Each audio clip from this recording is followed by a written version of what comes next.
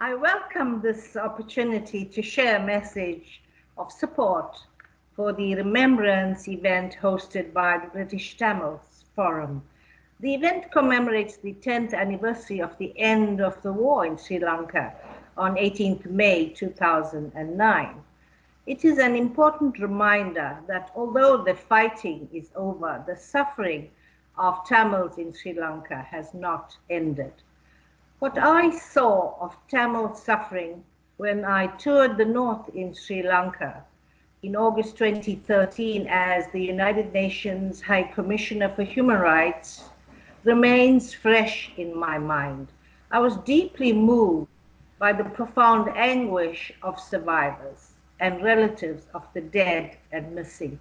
This was especially traumatizing along the lagoon at Mullaitivu, where shallow unmarked graves and the scattered clothing of those who had been shelled lay abandoned. I also met many Tamil communities and was struck by their resilience and their unwavering determination to achieve their rights. Wounds will not heal, and reconciliation will not happen without respect and remembrance for the tens of thousands who were killed, disappeared, displaced, and abused. The struggle of Tamils for self-determination goes back a long way for almost 6 decades. 146,000 Tamils are reported to have perished. More than 70 years of state-building exercises in Sri Lanka have consistently failed to explore the underlying root causes of the conflict, and they have consistently failed to result in meaningful measures to prevent human rights violations of the Tamils. Far from investigating and bringing to justice the perpetrators and finding a lasting solution to the ethnic tensions, the Sri Lankan state has and continues to tolerate discrimination against the Tamils and other minorities. Instances of persisting human rights violations of Tamils are being regularly monitored by the Office of the High Commissioner for Human Rights as well as the independent special rapporteurs.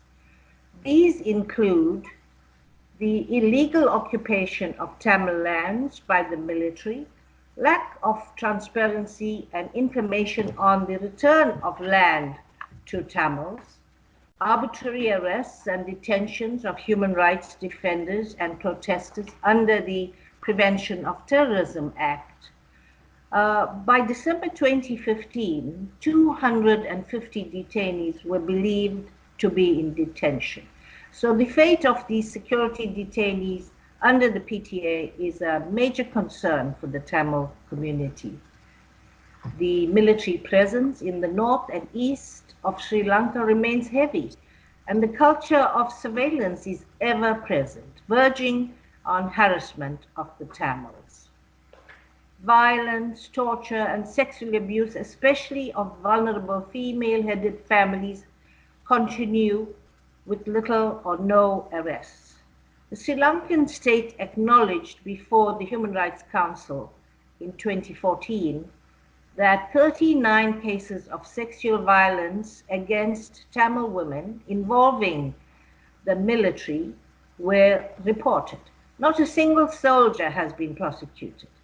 And by February 2016, High Commissioner Zaid was still asking Sri Lanka for an update on the state of these investigations. The denial of personal freedoms and human rights are linked to persistent impunity and violation of the rule of law. Strong calls have been made by the Human Rights Council and by successive high commissioners for human rights for an end to corrosive decades of impunity and for the implementation of accountability, justice, reconciliation, and reparation for victims. The Sri Lankan state has not implemented its commitment in Human Rights Council Resolution 30/1, which it had co-sponsored to set up mechanisms to address accountability. This is extremely distressful for Sri Lankan Tamils, who have steadfastly demanded these remedies. In response, the authorities are telling them to forgive and forget. UN investigations determined that international crimes amounting to war crimes and crimes against humanity were committed against Tamils in Sri Lanka during the war. The magnitude of these international crimes, as well as the failure 10 years after the war on the part of the government to establish credible judicial mechanisms, are compelling grounds for support for an international criminal tribunal for Sri Lanka. International participation would serve as a guarantee for the independence and impartiality of the process. We know that impunity allows gross human rights violations to flourish. It undermines the fabric of societies and prevents the development of lasting solutions for peaceable societies. This is why, under international law, international communities firmly back justice and the rule of law. And so it is important that we now call upon the international community to act under these principles and remain engaged and vigilant to ensure that the Tamils of Sri Lanka are not forgotten. Thank you.